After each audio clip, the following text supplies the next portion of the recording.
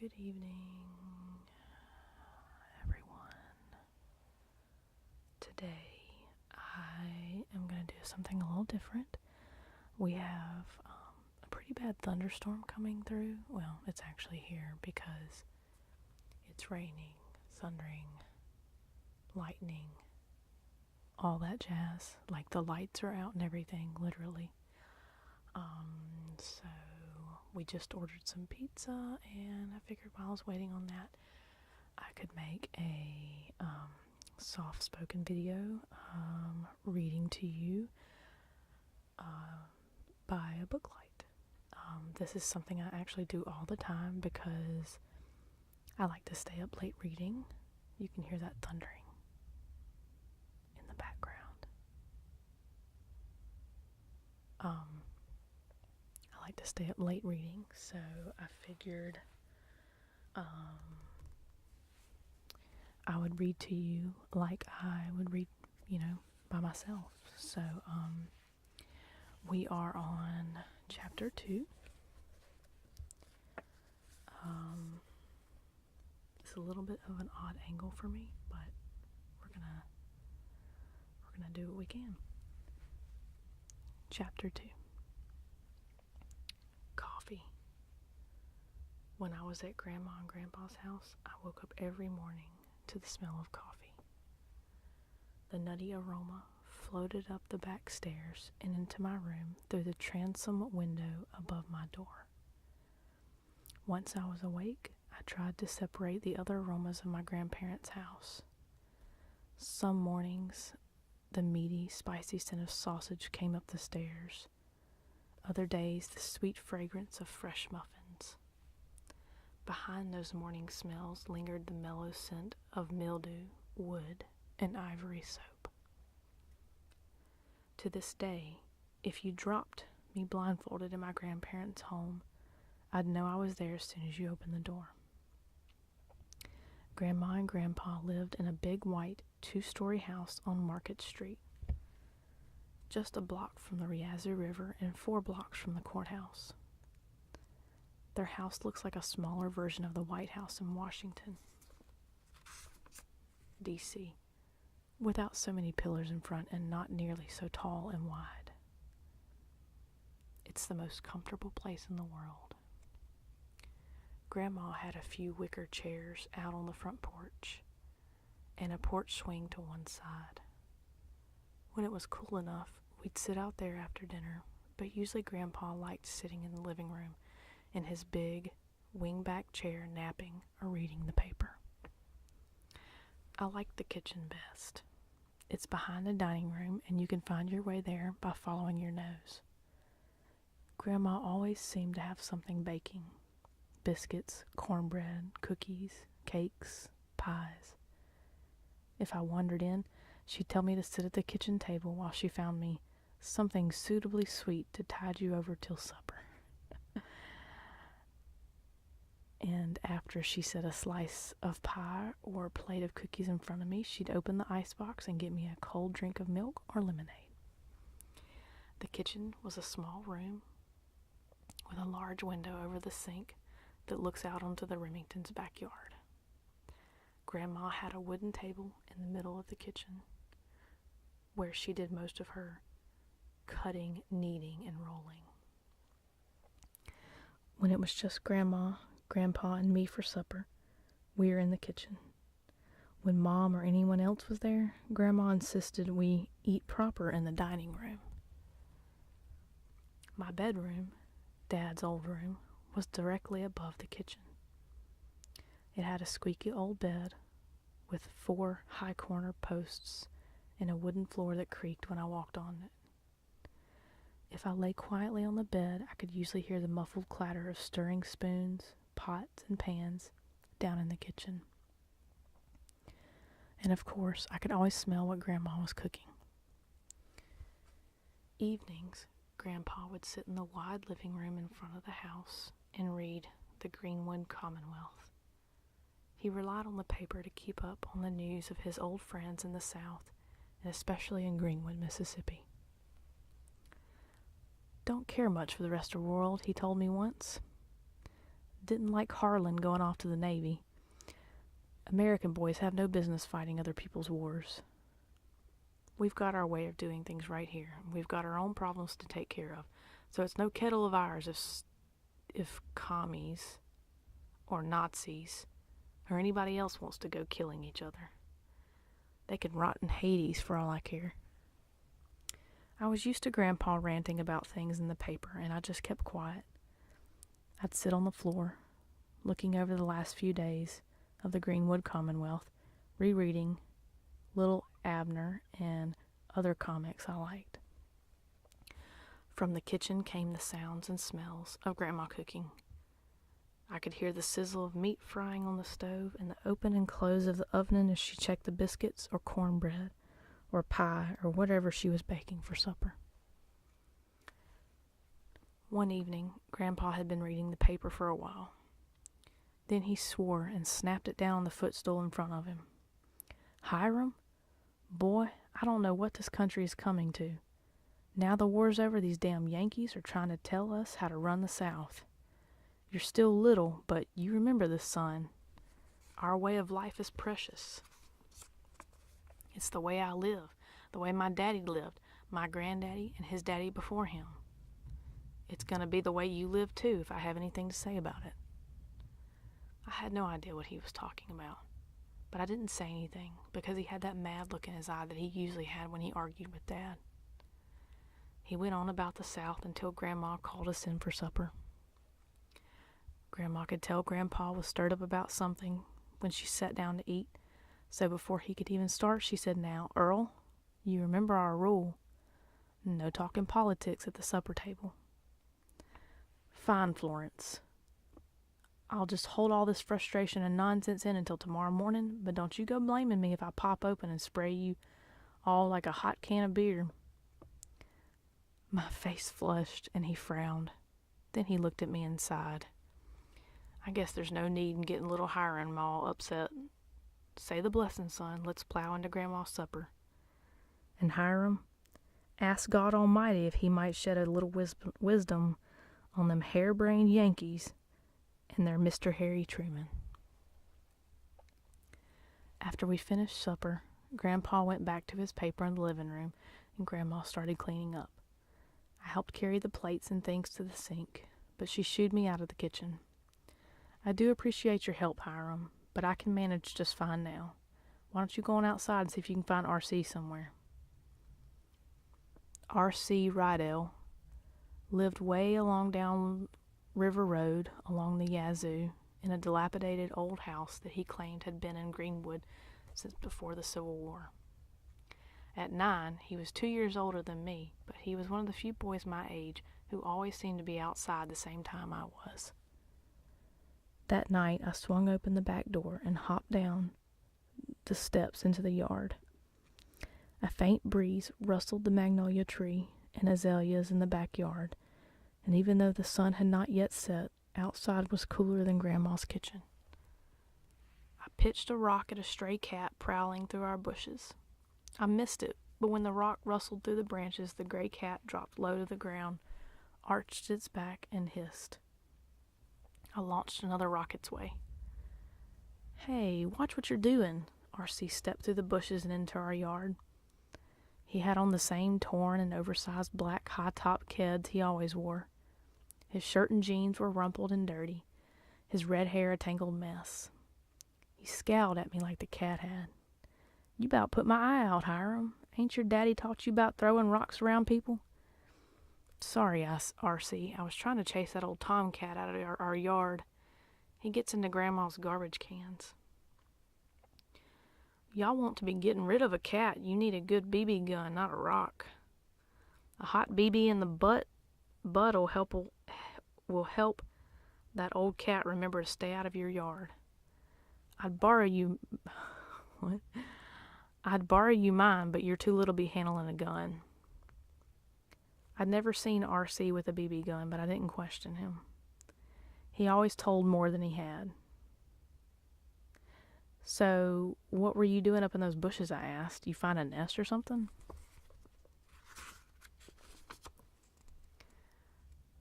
"Don't you know nothing, Man, his name is so hard to say. Hiram Hilburn. No bird with half a brain would build a nest in a azalea bush. No, I was just in there so I could get a good look at the Remingtons. They're dancing again.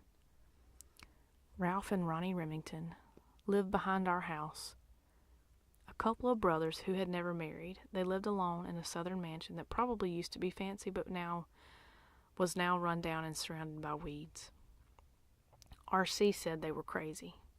Grandpa said they were addle-brained but harmless. Grandma said they were two lonely old bachelors who drank too much. I'd never spoken to Ralph or Ronnie, even though I saw one or the other almost every day.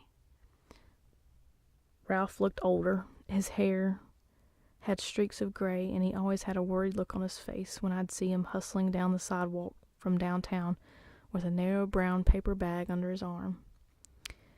He'd walk down River Road to his house. Then, instead of going up the front steps and in the front door, he'd follow a path he'd worn in the grass around the side of the house to the back door. Ronnie was heavier than Ralph, and his dark hair covered only the sides of his head. Grandpa said he looked like a fat monk. He usually wore a baggy army uniform with no insignias. Likely he got that uniform from the Salvation Army shop, said Grandpa, because even the U.S. Army knows better than to let a knucklehead like Ronnie anywhere close to their business. If Ronnie Remington had been in the war, we'd all be speaking German and Japanese right now. Sometimes I'd see Ronnie down at the courthouse carrying mail and papers from one office to another. Charity work, Grandpa called it. Neither of the Remingtons was allowed to drive, so Ronnie walked everywhere in town. He was slow and sort of ambled from one place to another, usually looking for people he knew so he could ask to borrow a nickel. Grandma said he spent all his money on ice cream and cookies, and I guess she was right, because when I saw him strolling home some afternoons, he usually had a small grocery sack clutched to his chest. When Ronnie got near the Remington house, he'd never walk up the front sidewalk. He had his own path worn through the grass and weeds. It angled from the corner of their yard to the front steps. Funny thing about the Remingtons. Ronnie would only use his path and enter through the front door. Ralph would only use his path and enter through the back. Shh, hissed R.C. They're dancing. Look. He pointed through an opening in the azaleas that gave us a clear view through one of their back windows. Stripped down to their boxer shorts and tank top undershirts, Ronnie and Ralph waltzed by the windows. Before R.C. started giggling, I could hear the faint strains of waltz music from their record player. They passed by again and did a slow, awkward turn in front of the window. While Ralph planted both feet, braced himself, and strained to keep his balance, Ronnie leaned back in a deep dip, letting his thick left arm swing wide and high, his pinky fingers extended. Shaking with effort, Ralph managed to pull Ronnie out of the dip and continue their 1, 2, 3 around the room, and I swear I could hear their floor creaking and sagging. When they came by the window again, I could see Ronnie's sweating face framed in concentration, counting out the waltz steps while Ralph struggled to lead his fat younger brother around the room. They moved like two old cows up on their hind legs. R.C. could stand it no longer and fell to the ground snorting and choking, trying to stifle his laughter. "Oh my God," he sputtered. "Can you believe those two hippos dancing? They ought to put them in the county fair. He laughed and snorted louder. "Quiet, R.C., dang it. If they hear us, I'm going to be in big trouble with Grandma. You know she thinks we ought not to bother Ralph and Ronnie." "Quit being a sis baby. We ain't doing nothing wrong. They's the weirdos dancing around in their underwear. Grandma says it's not our business what they do as long as they don't bother us. She told me I had to be neighborly and polite and stay out of their way." R.C. picked up a rock and moved through the azalea bushes toward their house. "R.C., no," I hissed as loud as I dared. "We're going to be in big trouble if you do." Crouched low and partially hidden by an evening's shadows, R.C. wound up and chucked his rock. It cracked against the house just above their window when they waltzed by again. Ralph stumbled and disappeared from view while Ronnie looked pale and stunned for a moment before coming to the window. "What's that? Who's there? You scat now, leave us be. Who's there?" R.C., still hidden by shadows, let out a loud, low, "Moi, moi, moi." Maybe that's supposed to be moo, I don't know. "You old cows," and sprinted around their house and down River Road, laughing and mooing all the way. "Who's there? Who's there?" called out Ronnie nervously. "You just go on and leave us be. Just you scat and leave us be." I ducked behind the bushes and into our yard. Sometimes I didn't like how R.C. played, even if he was older than me. It didn't seem funny at all when Ralph had looked hurtful, surprised, and Ronnie looked scared.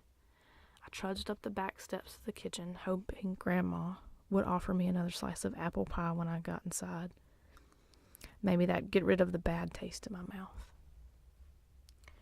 August, a month after my 8th birthday.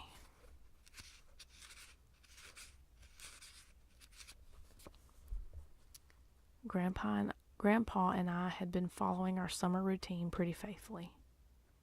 Some days, though, I'd stay home and go fishing with R.C. down on the Yazoo. He was a good fisherman, even though he always used a cane pole.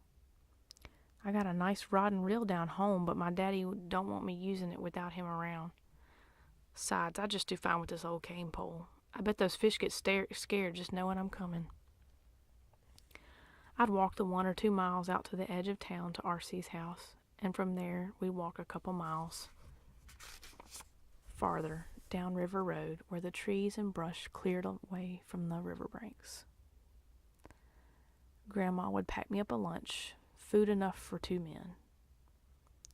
"Grandma," I told her the first time she made the lunch, "you know I don't get that hungry. I don't think I can eat all this."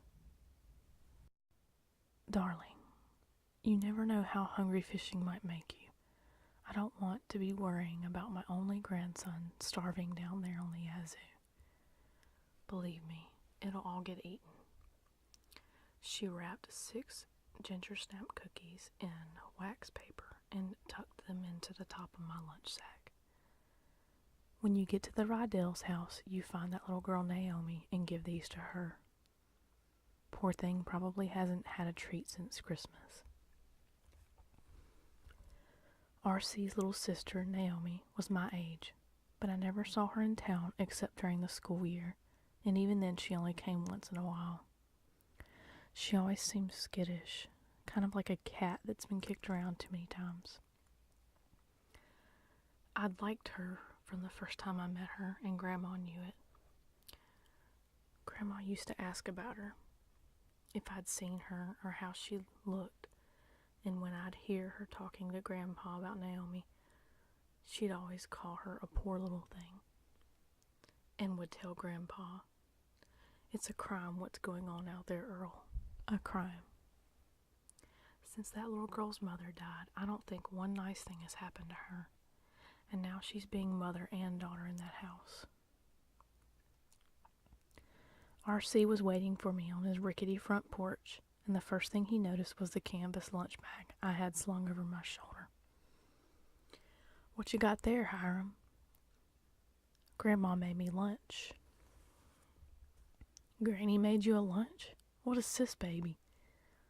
We ain't going camping, we're going fishing, and nobody takes no lunch on a little fishing trip. That big old bag's gonna be in our way all day long." He reached for it. "Let me see what your granny packed." "These are for Naomi," I said as I pulled out the cookies and handed the bag to R.C. "She around?"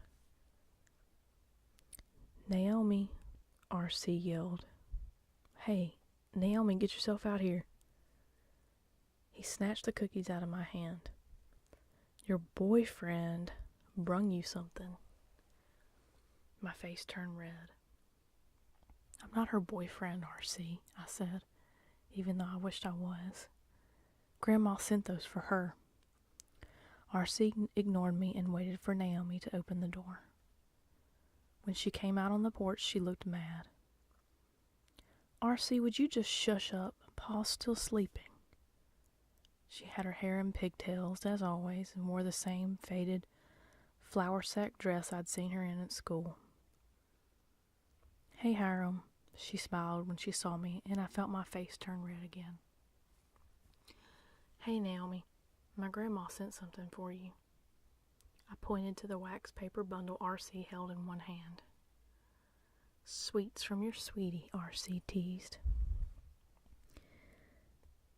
"Ain't Hiram a regular old Romeo? Your other boyfriend's gonna be jealous. They find out about this, Naomi." Naomi walked down the front steps to R.C. and held out her hand. With anybody else, R.C. would have eaten the cookies himself or crumbled them up or tossed them on the roof. With Naomi, he handed them to her with a smile. Naomi unwrapped the cookies. "Gosh, Hiram, your granny sure is nice." She took a big bite of one and said with her mouth full, "Wish I could go fishing with y'all, but I got chores to do, and then I gotta fix lunch for Pa when he wakes up." She wrapped the cookies in the wax paper and trotted up the porch steps. "Tell your granny thanks, Hiram," she said before she went back inside the house. "And good luck fishing. I hope R.C. brings back some fish for supper." I watched the door close behind her and wished I could have thought of something nice or clever to say to her. Instead, I just stood there like a post until R.C. punched me in the shoulder. "Come on, Romeo. We don't got all day for you to stand there gawking at my little sister." We were barely back on the road in front of the Rydell's house before R.C. was rummaging through my lunch bag.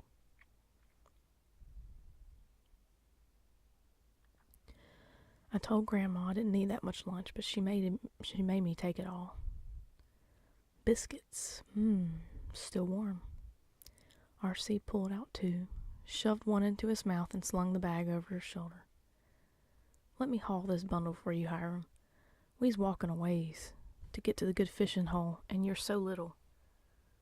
You'd get wore out carrying this load the whole way." He ate the other biscuit and fished around inside the bag. Sausage. He pulled out a handful of dark brown sausage links. "This is the good stuff, Hiram boy," R.C. ate as we walked, stuffing himself with the loot Grandma had packed. When we were still a ways from our fishing hole, he belched and handed the half-empty bag to me. "Your granny does know how to cook, Hiram. That's one sure thing. You carry this for a while." By noon, we were both hungry, and we filled up on Grandma's sandwiches, thick slices of homemade bread with a slab of honey ham between them. The bottom of the sack held a dozen ginger snaps, which we finished off after the sandwiches were gone. We saved the 2 apples to eat on the way home. Though I love spending time at the river, I never got any good at fishing. Most of the time, I'd pull up my line to see a bare hook stripped of its bait by a sneaky catfish. R.C. tried to show me how to tell if it was a fish was nibbling at my bait, but I never caught on.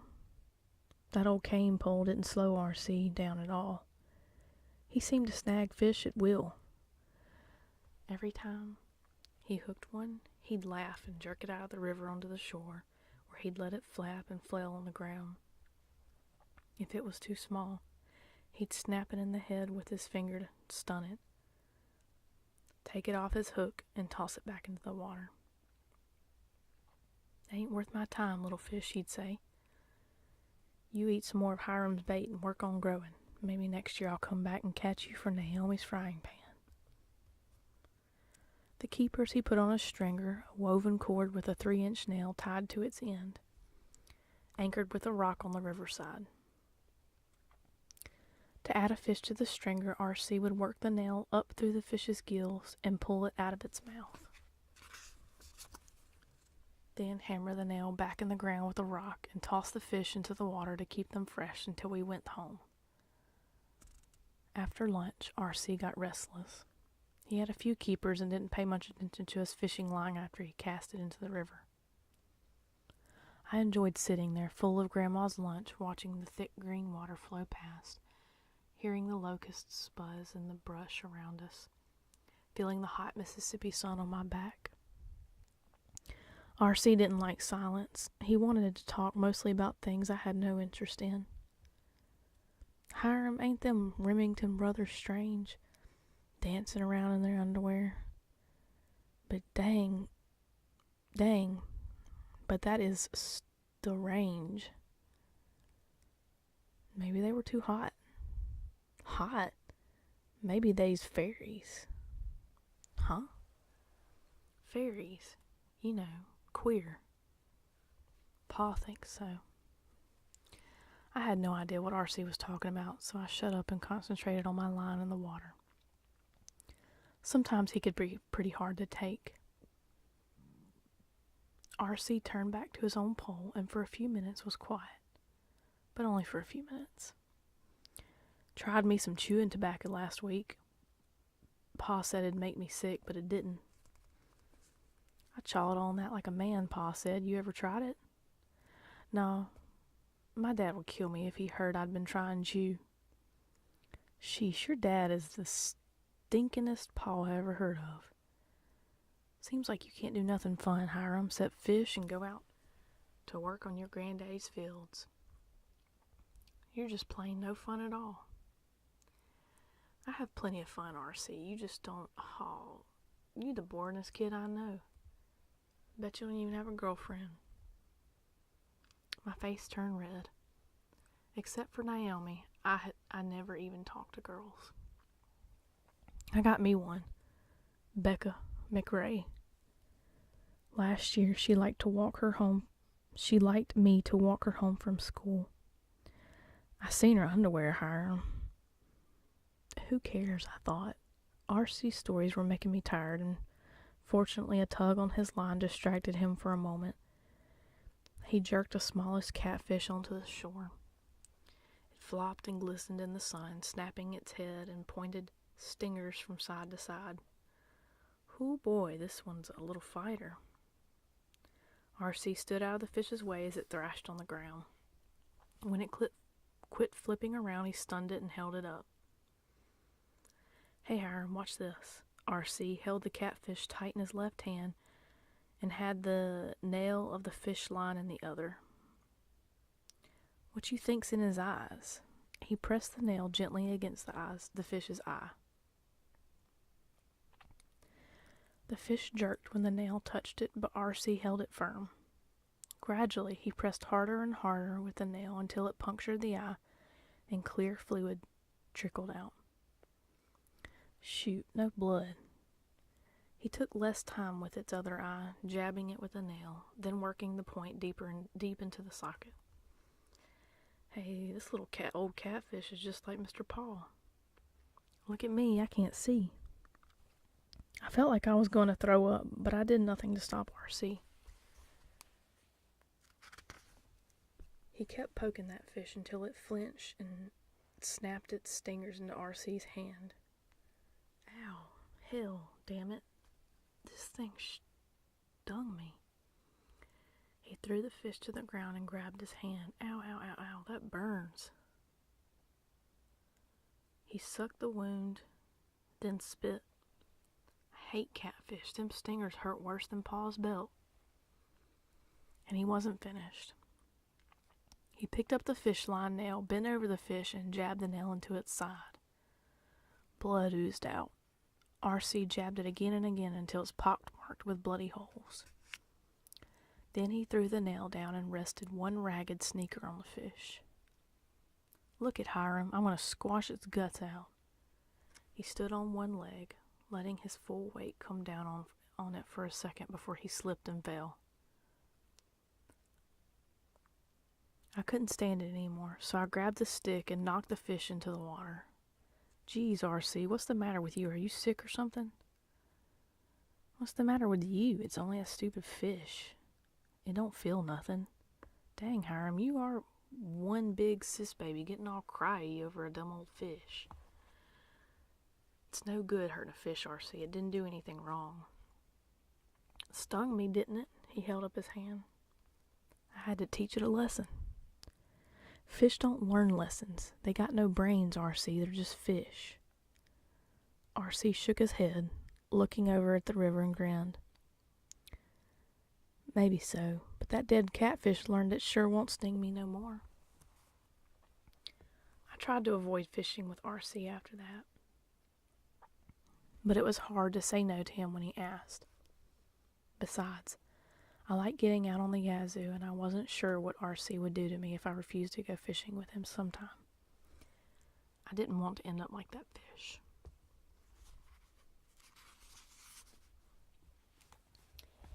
And that is the end of chapter 2.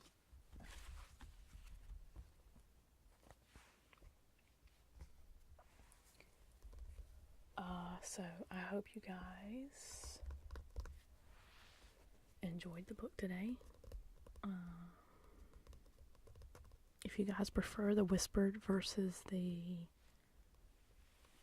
soft-spoken, just let me know. Because I know the whispering is probably more relaxing, but you can't put intonation and inflection and all that when you're whispering. So let me know. Alright guys, I'm gonna go. I've got work here in a few minutes, so by the way, this is the next day, because we had ordered pizza. The pizza came and I had to take a break, and then it was just too late in the night to finish doing this, so I had to take a pause. So it's the next day. Our lights are back on, but I figured I'd just finish reading like this, so